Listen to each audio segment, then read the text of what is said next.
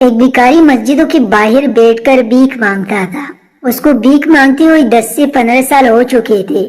یہ مسجدوں کے باہر بیٹھ کر کہتا کہ کوئی ہے جو اللہ کے نام پر مجھے 10 روپے دیتا جائے، یہ غریب اسے دعا دے گا۔ کچھ لوگ اس کے پاس سے بھیک دے بغیر گزر جاتے تو کچھ لوگوں کو رحم آتا تو وہ اسے بھیک دے کر چلے جاتے تھے۔ ایک انگریز کو کافی شوق تھا، یہ سیاحتی مقام پر جا کر مختلف چیزوں کا معائنہ کرتا تھا اور اس کا اسلام سے دور تک کوئی واسطہ نہیں تھا۔ یہ ایک عیسائی بندہ تھا، اس کو سیاحت کا کافی شوق تھا، یہ دوسرے ملکوں میں سیاحت کے لیے جاتا رہتا تھا۔ ایک بار یہ انگریز سیاحت کے سلسلے میں ایک ملک میں آ پہنچا۔ اس نے یہاں آ کر سوچا کہ اس بار مسلمانوں کی مسجدوں کا معائنہ کیا جائے جس سے میرے علم میں اضافہ ہو سکے۔ پھر یہ انگریز مسجدوں کا معائنہ کرنے لگا۔ یہ مسجدوں کو معائنہ کرتے ہوئے اس مسجد کے دروازے پر آ پہنچا۔ یہاں پر وہی فقیر معمول کے مطابق بیٹا کہہ رہا تھا کہ کوئی ہے جو مجھے اللہ کے نام پر 10 روپے دے، یہ غریب آپ کو دعا دے گا۔ انگریز نے اپنے ترجمان سے پوچھا کہ یہ بندہ کیا کہہ رہا ہے، تو اس کے ترجمان نے انگریز کو بتایا کہ یہ بندہ اللہ کے نام پر کہہ رہا ہے کوئی ہے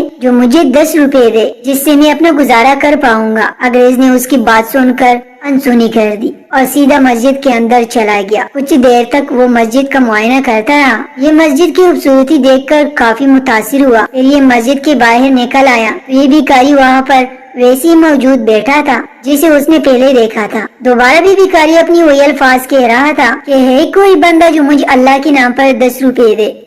اسی وقت انگریز نے اپنی جیب سے $100 نکال لی اور نکال کر ترجمان سے کہا کہ اس بھکاری کو کہو کہ رب تمہیں کیا دے گا، یہ لو میری طرف سے اور عیش کرو۔ اس کے ترجمان نے بھکاری سے کہا کہ انگریز نے یہ تمہیں $100 دیے ہیں اور وہ کہہ رہا ہے تمہیں رب کیا دے گا، یہ لو تم میری طرف سے اور عیش کرو۔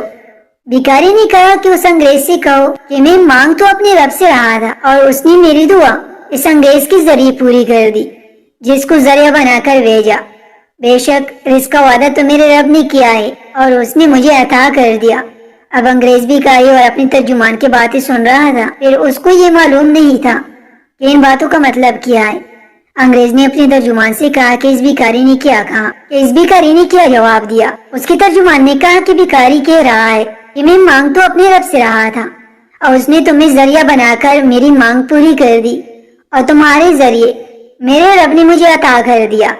اب یہ بات انگریز کے دل پر جا کر لگی۔ اب انگریز دل ہی دل میں سوچنے لگا کہ بات تو بھکاری کی بالکل ٹھیک ہے، اس کی مانگ تو جیسی بھی ہوئی ہے پوری تو ہو گئی ہے، یہ مانگ تو اپنے رب سے رہا تھا اور میرے ذریعے اس کے رب نے اس کی مانگ پوری کر دی۔ یہ انگریز پہ وہاں سے چلا آیا۔ جب تک کسی انسان کے دل پر مہر لگی رہتی ہے تو وہ اپنے اعمال سے بھٹکا رہتا ہے۔ کچھ دن تک مسجدوں کا معائنہ کرنے کے بعد انگریز نے سوچا کہ کیوں اب ریگستان کا چکر لگا کر سیر و تفریح کی جائے۔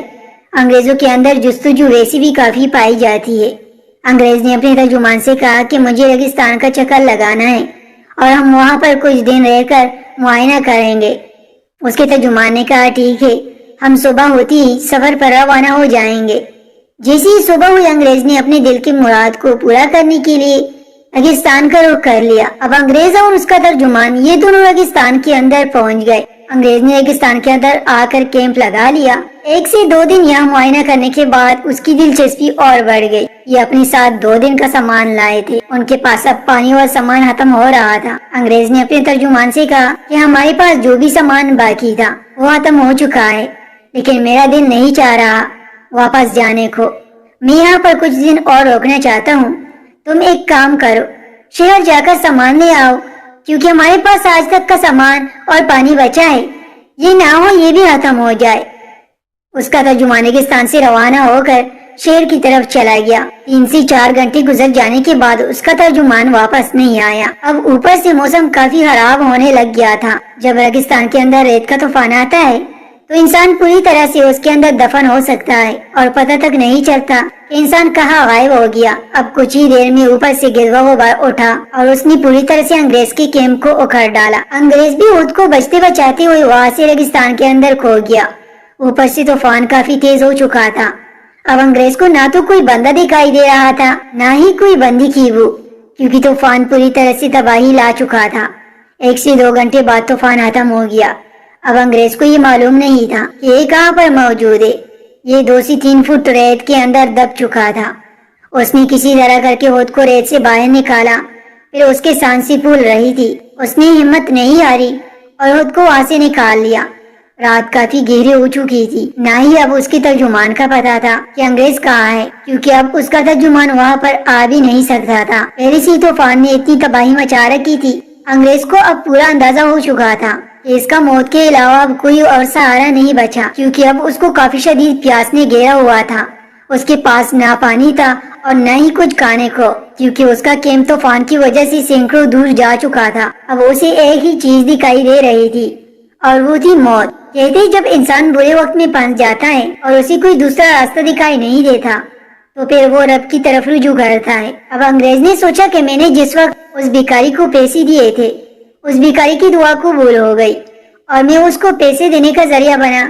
اب دیکھتا ہوں کہ اس بھکاری کا رب مجھے بچاتا ہے یا نہیں۔ انگریز اسی وقت پکارنے لگا کہ اے اس بھکاری کے رب، تو نے اس دن اس بھکاری کی سن لی تھی، اب میری بھی دعا سن لے۔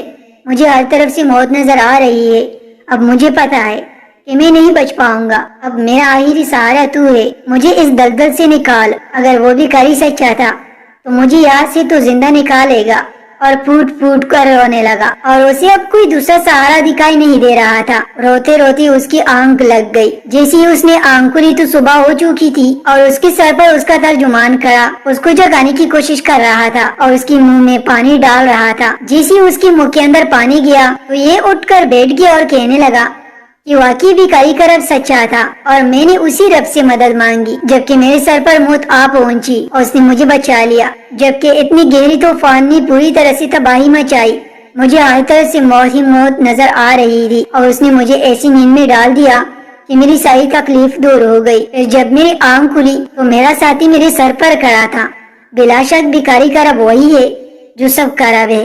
پھر اس انگریز نے اسلام کی دعوت قبول کر لی اور راہ راست پر آ گیا۔